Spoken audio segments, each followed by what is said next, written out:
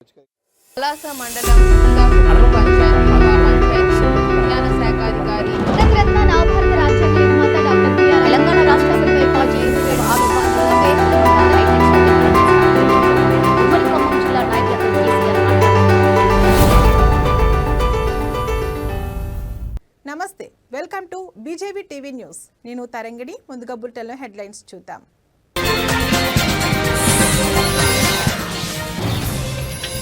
కొండాపూర్లో rave party భగ్నం. Service అపార్ట్మెంట్లో rave party.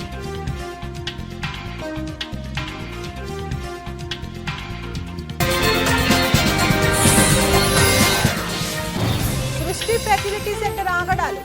రంగంలోకి దిగి విజయవాడ పోలీసులు.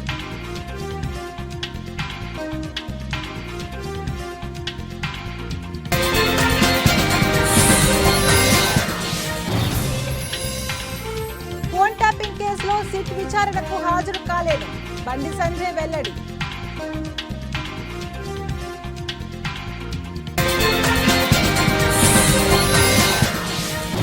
హైదరాబాద్ లో స్పెర్మ్ క్లినిక్ పై పోలీసుల దాడులు. 7గురిని అదుపులోకి తీసుకున్న పోలీసులు.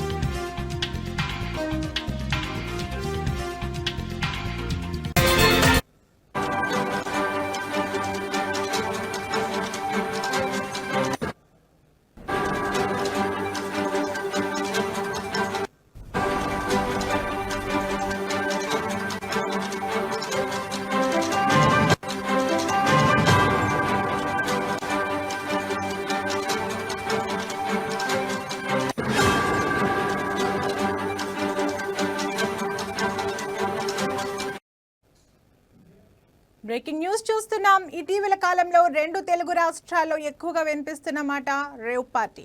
ఆ మధ్య బెంగళూరులో ఈ మధ్య సింగర్ సావిత్రి రేవ్ పార్టీలు వార్తలో నిలిచాయి. రేవ్ పార్టీలో 100 మందికి పైగా సెలబ్రిటీలు, బడాబాబుల పిల్లలు, రాజకీయ నేతల కుమారులు పట్టుబడుతున్నారు. పోలీసులు ఎన్ని చర్యలు తీసుకున్నా రేవ్ పార్టీలు మాత్రం ఆగడం లేదు. తాజాగా హైదరాబాద్ నగరంలో మరో రేవ్ పార్టీ వెలుగు చూస్తుంది.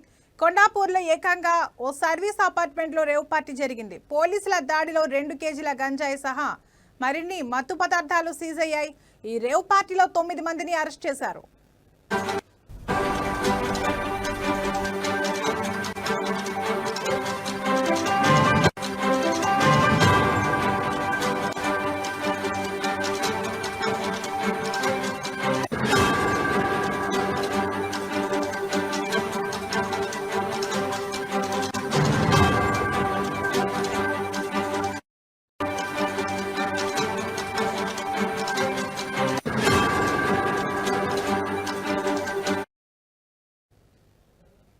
వీకెండ్ వచ్చిందంటే చాలు సర్వీస్ అపార్ట్మెంట్లో మద్యం విందులు, డ్రగ్స్ వినియోగాలు, అమ్మాయిలు, డాన్స్లు, ఇలా ఇంకెన్నో కొండాపూర్ ఏరియాలో జరుగుతున్న చిత్ర విచిత్రాలు.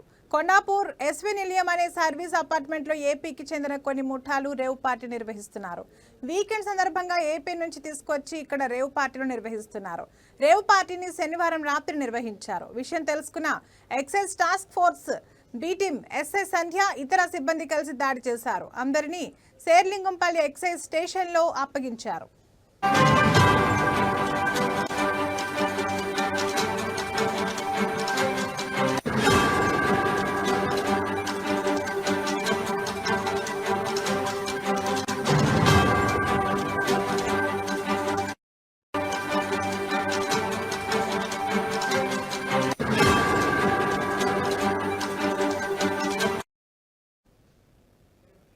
విజయవాడకు చెందిన నాయుడు అలియాస్ వాసు, శివం రాయుడు అనే కొంతమంది గుట్టు చప్పుడు కాకుండా మారు పేర్లతో రేవ్ పార్టీలు నిర్వహిస్తున్నారు. నకిలీ బ్యాంక్ అకౌంట్, నకిలీ ఆధార్ కార్డులతో మనుషులను తీసుకొచ్చి 2 రోజుల పాటు ఎంజాయ్ చేయించి తీసుకువెళ్తుంటారు.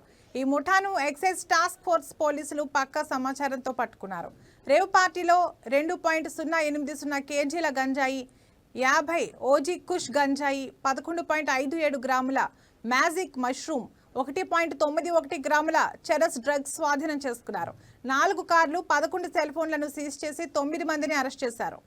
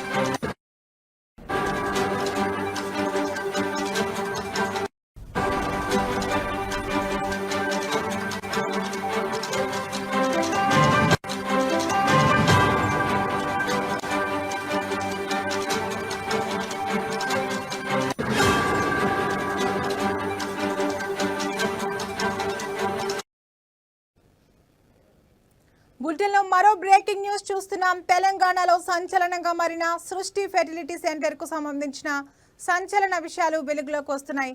సికింద్రాబాద్ తండ్రి వీర్యాన్ని కాకుండా మరొకరి వీర్యం ద్వారా సంతానం కలిగించిన ఘటనతో ఈ ఫెర్టిలిటీ సెంటర్ ఆగడాలు ఒక్కొక్కటిగా బయటకు వస్తున్నాయి. సికింద్రాబాద్ ఘటనతో అప్రమత్తమైన విజయవాడ, విశాఖ పోలీసులు అప్రమత్తమై రంగంలోకి దిగారు.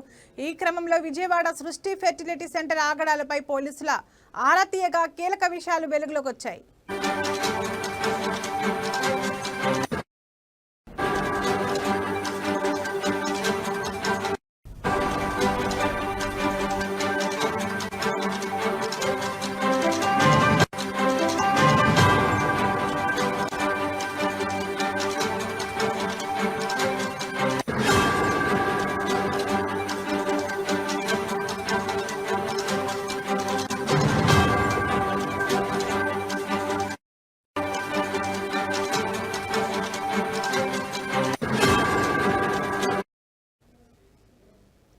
ఇటీవల 9 రోజుల పాటు ఆసుపత్రిలో డాక్టర్ నమ్రత హోమాలు నిర్వహించింది.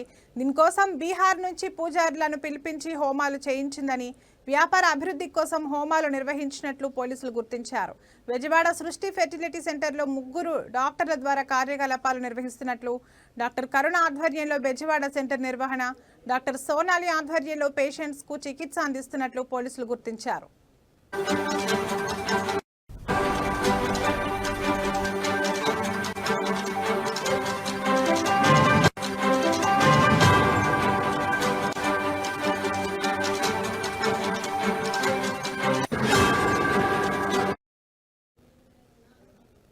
అలాగే విశాఖపట్నంలో సృష్టి ఫెర్టిలిటీ సెంటర్లో అధికారుల తనిఖీలు నిర్వహించారు. విశాఖలో ఉన్న సృష్టి ఫెర్టిలిటీ సెంటర్కు పర్మిషన్ లేదని వైద్య ఆరోగ్య శాఖ అధికారి నాగేశ్వరరావు తెలిపారు.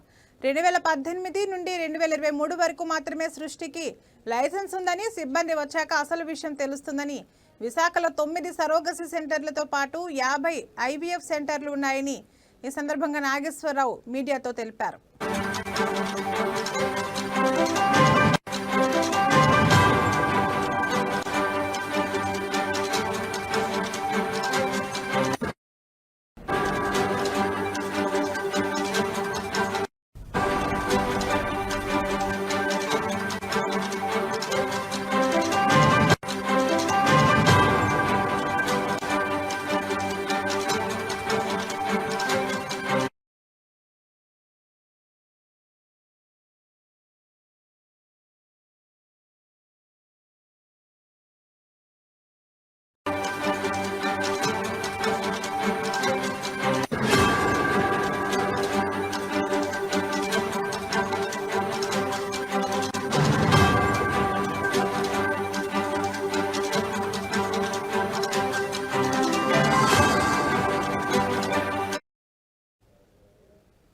బ్రేకింగ్ న్యూస్ చూస్తున్నాం. ఫోన్ ట్యాపింగ్ కేసు హైదరాబాద్లో ఇటీవల కలకలం రేపుతున్న విషయం తెలిసిందే. ఈ నేపథ్యంలో బండి సంజయ్ పై సిట్ విచారణ జరపాలని నిర్ణయించబడింది. కేంద్ర హోంశాఖ సహాయ మంత్రి బండి సంజయ్ కుమార్ ఫోన్ ట్యాపింగ్ కేసులో రేపు జరగబోయే సిట్ ఇన్వెస్టిగేషన్ టీం విచారణకు హాజరు కాలేనని ప్రకటించారు. ఆపరేషన్ సింధూర్ పై పార్లమెంట్లో జరగనున్న చర్చ కారణంగా తప్పనిసరిగా పార్లమెంట్ సమావేశాలకు హాజరు కావాల్సి ఉన్నందున ఈ నిర్ణయం తీసుకున్నట్లు ఆయన తెలిపారు.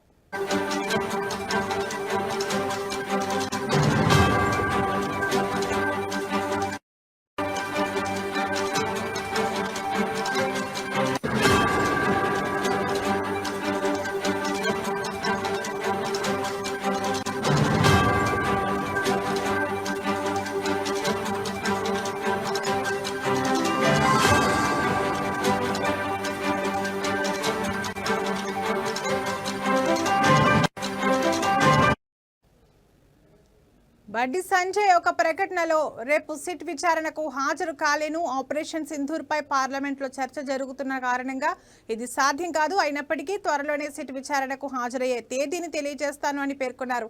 ఈ పరిణామం సంబంధిత వర్గాల్లో చర్చనీయాంశంగా మారింది. పార్లమెంట్ బాధ్యతల కారణంగా ఆయన రేపు హాజరు కాలేకపోవడం గమనార్హం. ఆయన త్వరలో విచారణ తేదీని ప్రకటించే అవకాశం ఉందని అధికార వర్గాలు తెలిపాయి.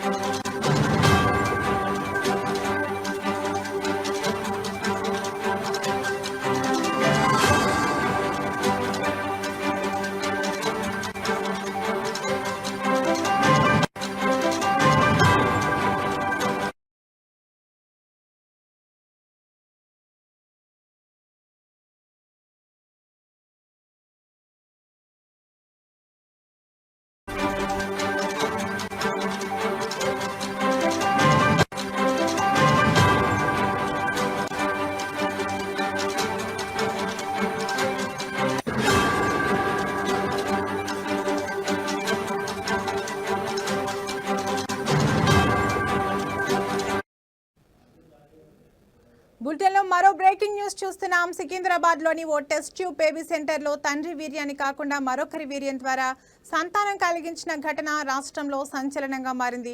ఈ నేపథ్యంలోనే అధికారులు, పోలీసులు అలర్ట్ అయ్యారు. రాష్ట్రంలోని స్పెర్మ్ క్లినిక్లపై దాడులు చేపట్టేందుకు సిద్ధమైనట్లు కనిపిస్తోంది. తాజాగా హైదరాబాద్లో స్పెర్మ్ క్లినిక్ పై పోలీసుల దాడులు నిర్వహించారు. ఇండియన్ స్పెర్మ్ టెక్ క్లినిక్ లో తనిఖీలు చేపట్టి 7గురిని అదుపులోకి తీసుకున్నారు. అహ్మదాబాద్లోని ఫెర్టిలిటీ సెంటర్ కోసం హైదరాబాద్లో స్పెర్మ్ సేకరిస్తున్నారు. అలాగే స్పెర్మ్ డొనేటర్లకు 4,000 రూపాయల వరకు చెల్లిస్తున్నట్లు అధికారులు గుర్తించారు. మరోవైపు ఈ క్లినిక్ కు అనుమతులు లేవని పోలీసులు గుర్తించారు. ఈ క్లినిక్ పై అధికారులు కేసు నమోదు చేసి విచారణ చేపట్టారు. ఈ ఘటనపై మరిన్ని వివరాలు తెలియాల్సి ఉంది.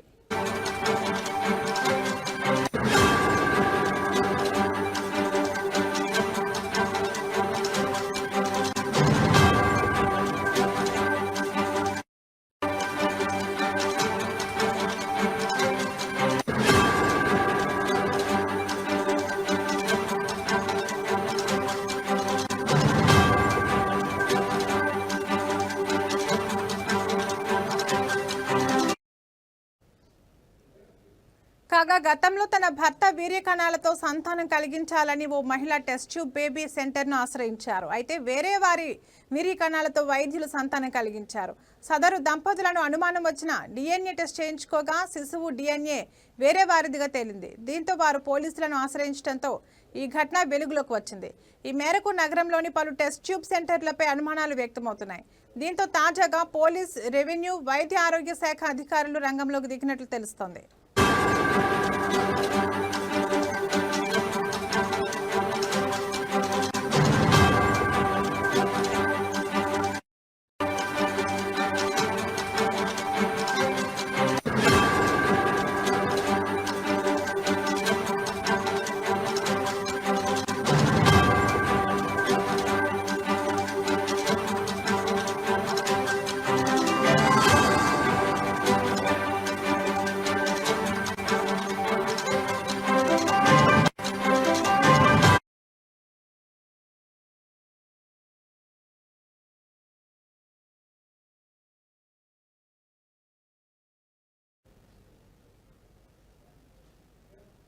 సిగాచి పరిశ్రమ ఆస్తులు జప్తు చేసి బాధిత కార్మిక కుటుంబాలకు న్యాయం చేయాలని, ఒకే విడతలో ₹1 కోటి నష్టపరిహారం కార్మిక కుటుంబాలకు చెల్లించాలని, పరిశ్రమల ప్రమాదాలు అరికట్టాలని సిఐటియు జిల్లా ఉపాధ్యక్షులు అతిమేలు మాణిక్, పి పాండురంగారెడ్డిలు ప్రభుత్వాన్ని డిమాండ్ చేశారు.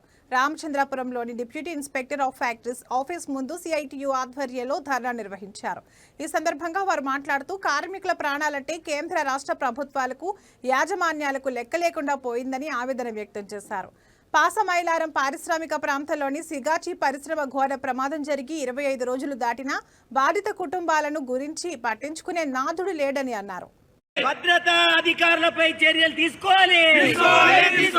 పనిలో భద్రతా ప్రమాణాలు పాటించని భద్రతా అధికారులపై వెంటనే చర్యలు తీసుకోవాలి. యాజమాన్యాలపై కఠిన చర్యలు తీసుకోవాలి.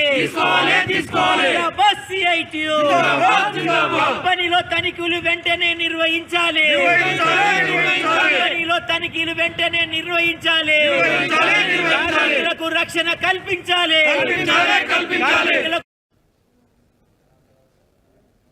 యువజన సంఘాల సమితి రాష్ట్ర అధ్యక్షులు కోన వేణుగోపాలకృష్ణ, జిల్లా కలెక్టర్ పి ప్రవీణ్య, జిల్లా ఎస్పీ పారితోష్ పంకజ్లు కొనియాడారు. పాకిస్తాన్తో యుద్ధం ఎప్పుడు జరిగినా భారత సైనికులు వీరోచితంగా తమ ప్రాణాలను సైతం లెక్క చేయకుండా మన దేశానికి విజయాన్ని అందించారని తెలిపారు. సైనికులంతా భారతమాత ముద్దుబిడ్డలుగా ఈ దేశానికి గర్వకారణమని, పహల్గాం ఉగ్రదాడి తర్వాత పాకిస్తాన్కి, ప్రపంచానికి భారతదేశ సైనిక సత్తా తెలుస్తుందని అన్నారు. భారతీయులంతా సుఖంగా, సంతోషంగా ఉండటానికి సరిహద్దుల్లో గస్తీ కాస్తున్న ప్రతి పౌరుడికి సంతాపం వ్యక్తం చేస్తూ వారి వీరోచిత పోరాటానికి శిరస్సు వంచి నమస్కరిస్తున్నా అని ప్రసంగంలో కోన వేణుగోపాలకృష్ణ తెలిపారు. అంటే ఒక వెలుగునిచ్చేటువంటి దేశంలో పుట్టి ఈ రోజు మనం చూస్తున్నాం.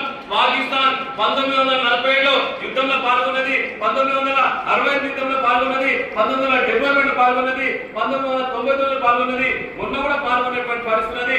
ఎన్నిసార్లు పాల్గొన్నా, ఎన్ని చేసినా కానీ మా దేశం మటుకు భారతదేశంలో సైనికులు 15,53,300 మంది సైనికులు, వాళ్ళందరూ కూడా మనకు ఒక్క తల్లి ఉంటే ఆ సైనికులకు ఇద్దరు తల్లు, ఒకలేమో జన్మనిచ్చిన తల్లి, ఇంకోలేమో భారత మాత అనేటువంటి విషయాన్ని కూడా చెప్పినటువంటి గొప్ప చరిత్ర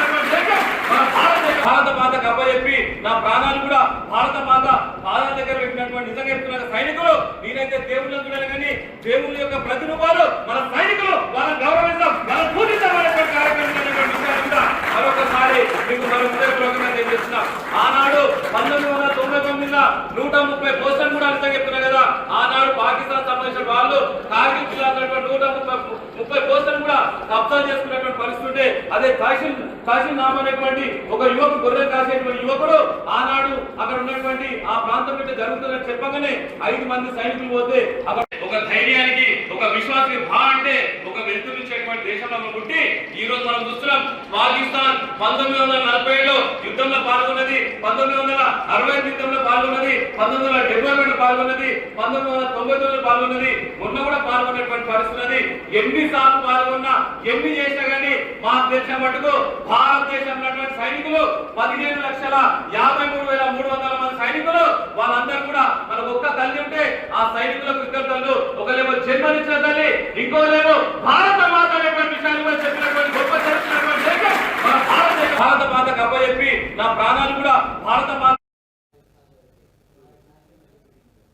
మెదక్ జిల్లా కొల్చార మండలంలో రైతు వేదికలో జరిగిన రేషన్ కార్డుల పంపిణీలో ఎమ్మెల్యే సునీత లక్ష్మారెడ్డి హాజరు కావడంపై విమర్శలు చేసిన నర్సాపూర్ కాంగ్రెస్ పార్టీ ఇన్ఛార్జ్ ఆవుల రాజిరెడ్డిపై బీఆర్ఎస్ నాయకులు ఆగ్రహం వ్యక్తం చేశారు. అనంతరం బీఆర్ఎస్ పార్టీ నాయకులు, యువత అధ్యక్షులు సంతోష్ రావు మాట్లాడుతూ 10 సంవత్సరాలు పరిపాలించిన తెలంగాణలో రైతులకు కావలసిన రైతు వేదికలను తీసుకొచ్చిందని అన్నారు. తెలంగాణ ప్రభుత్వం అని కేసీఆర్ కట్టించిన రైతు వేదికలో మీరు రేషన్ కార్డుల పంపిణీ పెట్టుకుని మీకేమీ అర్హత లేకున్నా రేషన్ కార్డుల కార్యక్రమాలకు వచ్చి ఊర్లలోకి వచ్చి కొబ్బరికాయలు కొడుతున్నారని హెచ్చరించారు. మాట్లాడిన మాటలను తక్షణమే వెనక్కి తీసుకోవాలని కొల్చారం మండలం టీఆర్ఎస్ పార్టీ తరపున హెచ్చరిస్తున్నామని, ఖండిస్తున్నామని తెలిపారు. ఆధ్వర్యంలో రేషన్ కార్డుల పంపిణీ కార్యక్రమానికి గౌరవ కలెక్టర్ గారు అండ్ స్థానిక ఎమ్మెల్యే గారికి ఏదైతే ప్రోటోకాల్ ఉందో ఆ ప్రోటోకాల్ ప్రకారమే అన్ని మండలాలు తిరిగి పంపిణీ కార్యక్రమం చెప్పడం జరిగింది. మరి ఈ కార్యక్రమంలో మరి కాంగ్రెస్ నాయకులు కావచ్చు, కాంగ్రెస్ పార్టీ నర్సాపూర్ ఇన్ఛార్జి ఆవుల రాజిరెడ్డి గారు మరి విమర్శలు చేయడము, రైతు వేదికల దగ్గరికి ఈ బీఆర్ఎస్ నాయకులు ఎందుకు వచ్చిరు, ఏం ముఖం పెట్టుకొని వచ్చిరు అని అడగడము మరి చాలా విడ్డూరంగా ఉంది. ఎందుకంటే గతంలో 10 సంవత్సరాలు పాలించిన ప్రభుత్వం కేసీఆర్ ప్రభుత్వం మరి అవిట్లను తీసుకొచ్చింది, అవిట్లకు పునాది వేసింది. రైతు వేదికలను ఈరోజు ఆలోచన చేసి రైతు వేదికలల్లా మీటింగులు జరుపుకోవచ్చు, రకరకాల సమస్యలు ఉంటాయి, అన్ని రకాలుగా రైతులకు ఉపయోగపడతాయి. ఇవి ఇప్పటివరకున్న బులెటిన్ అప్డేట్స్. మరో బులెటిన్లో మళ్ళీ కలుద్దాం. నమస్తే.